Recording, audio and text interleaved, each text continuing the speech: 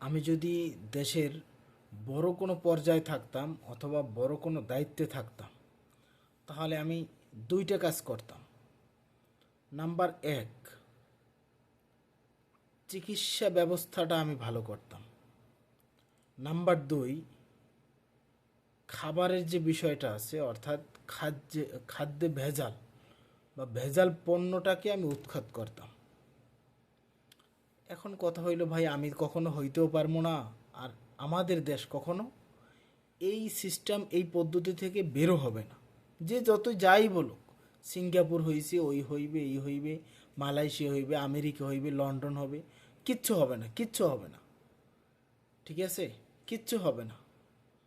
আপনি কোনো সেক্টরে কিচ্ছু করতে পারবেন না, কোনো একটা ভালো কাজ আপনি করতেই পারবেন না।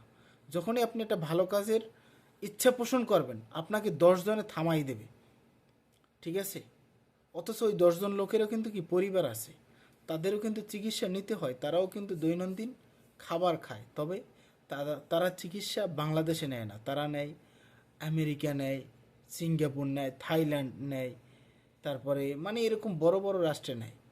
আবার তারা কিন্তু আপনার আমার মতো সাধারণ হোটেল রেস্টুরেন্ট এইসব থেকে খাবারও খায় না। তারা খায় কোথা থেকে? বড় বড় চাইনিজ রেস্টুরেন্ট থেকে খাবার খায়, যেখানে মানে একদম পরিষ্কার পরিচ্ছন্নভাবে খাবার সার্ভ করা হয়। তাহলে বিষয়টা কী দাঁড়ালো? যে দিন শেষে আপনি আমি মরতেছি, আপনি আমি ভুগতেছি, দিন শেষে ডাক্তার কাছে আপনার আমার এই ঘুরতে হইতেছে, যাইতে হইতেছে।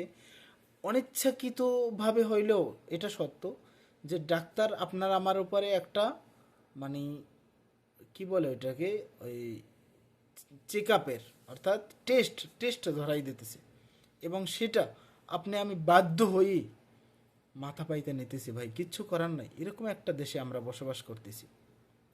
এরপরে খাবারের বিষয়টা আসেন।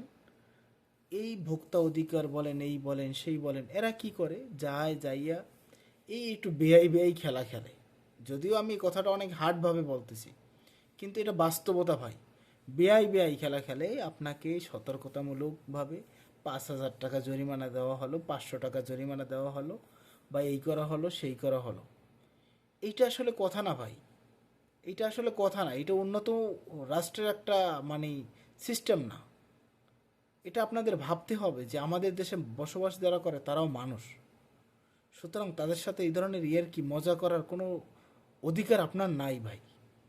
আপনি সরকারের গুরুত্বপূর্ণ একটা পর্যায়ে আছেন, আপনি বা আপনারা, আমি সবাইকে মেন করে, যারা উপরস্থ পর্যায়ে তাদের সবাইকে মেন করে বলতেছি। ঠিক আছে, চিকিৎসা সেবাটা আপনি যদি সঠিক না করতে পারেন, তাহলে আপনি যতই মুখের বলি আওড়ান, কখনো কাজ হবে না। খাবারের মান যদি আপনি ভালো না করতে পারেন, আপনি কি করবেন? একটা হোটেল খুলছে 10 বছর আগে, সে 10 বছর আগে থেকে যে তেলটা ব্যবহার করে হয়তো এখনও সেই তেলটাই চলতেছে, ওই তেল পুরোই চলতেছে। তো ওই মানুষটার রোগ হবে না? হবে কার? ঠিক আছে, তো এই ধরনের কি বন্ধ না কইরা সৌদি আরবের মতো একটা জায়গায় সামান্য হোটেলের ভিতরে বা যে কোনো জায়গায় হোক, কোনো সামান্য ময়লা পাইলেই সাথে সাথে জরিমানা।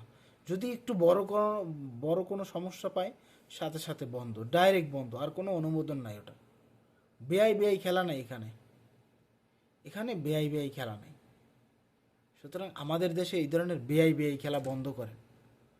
এটা জাতির সাথে মশকরা, এটা জাতির সাথে বেইমানি। আপনার আমার টাকায় দেশ চলতেছে। ঠিক আছে, আপনি যে সরকারি চাকরি করেন অথবা আপনি যে পর্যায়ে আছেন, বড় উপরে পর্যায়ে আছেন, দায়িত্বশীল পর্যায়ে আছেন, সেই বেতনটা আমার মতো জনগণের টাকায় যায়। সুতরাং আমারও ভালোভাবে বাঁচার অধিকার আছে, আমারও ভালো খাবার খাওয়ার অধিকার আছে। আমি কম টাকায় খাইতে পারি, কিন্তু খাবারটা যেন অথেন্টিক পিওর হয়, এটা আমার আপনার মাথায় রাখতে হবে। সুতরাং জাতির সাথে মশকরা বন্ধ করেন। আর আমি জনগণের উদ্দেশ্যে এইটাই বলবো যে আপনারাও ওইসব হোটেল থেকে খাবার কেনা বন্ধ করেন, যেখানে আপনি দেখবেন যে খাবার অপরিষ্কার, অপরিচ্ছন্ন, অস্বাস্থ্যকর খাবার আপনি খাবেন না। 10 জন খাবেন না, দেখবেন ও 11 জনের বেলা ও হোটেল বন্ধ করতে বাধ্য হবে। হয় ও চেঞ্জ করবে, না ওই হোটেল বন্ধ করবে। তাহলে এই দোষ আপনার আমারও। সুতরাং সব দোষ তাদের উপরে দিয়ে লাভ নাই, আপনার আমারও দোষ আছে। আপনি আমি পরিবর্তন হইলে দেখবেন দেশ পরিবর্তন হয়ে যাইতেছে। সবাই ভালো থাকবেন।